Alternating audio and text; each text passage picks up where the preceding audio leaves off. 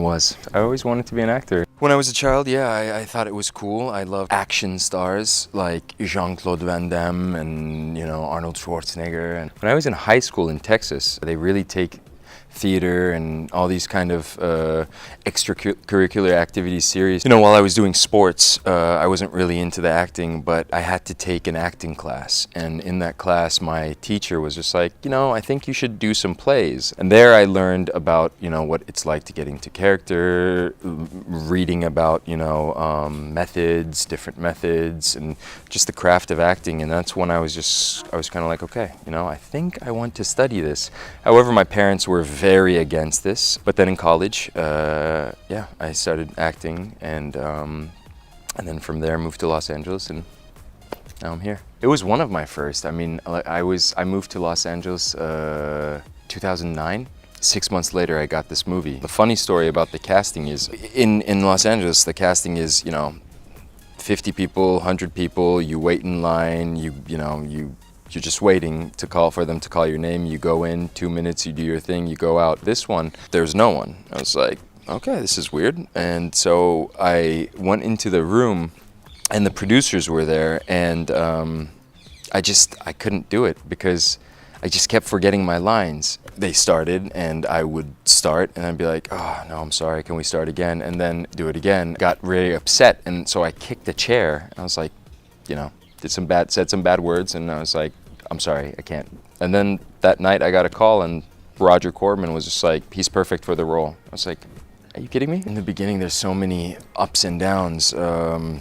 So there was a lot of, I shouldn't do this, because also, you're concerned about time. You say, I'm an actor, but you see that, it's been 2 years and I'm not doing acting. Instead I'm working as a driver, or I'm working as a waiter, or I'm working as a bouncer. And I do believe in messages from the universe, and I think there's always these messages around us that kind of help you, especially when you need help. In Los Angeles, there was a market very close to my house, and I would go every morning before I went to work. I'd go to that market, get my juice, get my whatever. There was always this woman that worked there called Gloria. However, one day, which I woke up and I was just like, I don't think I'm going to be an actor anymore. And so before I go to work, I go to the store, and Gloria is not there. There's this woman who I've never seen in my life before, and she's at the register, and she puts it, give the money, and then she looks at me and she's like, you know what?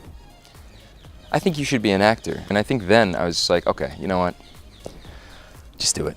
Oh yeah, a lot. And I think that's part of the game, Hear no more than you hear yes, especially when you're starting off. It's not easy to hear no all the time, and also keep believing that I'm gonna do it. It makes you believe more, and you become stronger. And moved to Turkey well before Love Is in the Air. I liked the script when it came to me, and I thought it was fun. I thought Serkan would be a great character to play.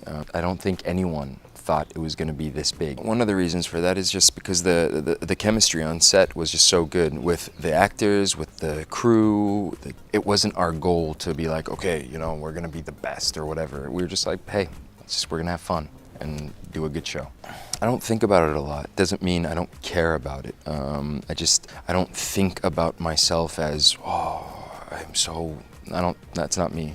I definitely don't let it feed my ego. Rather, it humbles me. It makes me grateful. It makes me thankful. I appreciate all of them. It's not hard just saying hi to someone or signing something. It's a great feeling to be able to make people happy that way. I think I'm focused on more of the other parts of the craft rather than, the whole being famous and celebrity and that. First, it was horrible. I did not like social media. Like, okay, selfie and this, and I was like, that's not me. I think first when I was, in becoming popular or famous or whatever, I had an issue. Once I started relaxing and just being like, I'm gonna have fun. I have a good relationship with social media. I enjoy all parts of it, in front of the camera, obviously, but also behind the camera. I feel like where the magic really happens is behind the camera, where you develop a project, where you take it from an idea. Especially in Turkey, we're not able to take a lot of risk with the stories we tell, and I understand why. I kind of want to take that risk, and I support feminist politics, yeah. The industry,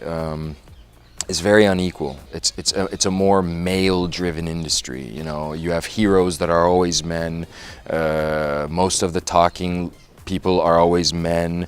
The story is mainly based around a man, and no, like, that's not right. You know, there needs to be more women involved. There needs to be more women involved as, you know, a hero on screen, but also behind the screen. Our company really focuses on that. I think everyone has witnessed the inequality. You know, we live in a world that's very male-driven, and women usually get paid less than men, not only in acting, but when I did other jobs too. It's not fair. It's not right. It became something very important to me, and I decided to seek professional help from a great organization in America. It makes sense for me to use my platform for something like this. Teacher or carpenter? I love working with my hands. Being a teacher is just so important. Children, young adults. Maybe one day. I mean, I definitely think it's important. Pass on knowledge and share knowledge and help younger generations really develop and grow. You all are very, very talented, really, when it comes to music, when it comes to dance, when it comes to act.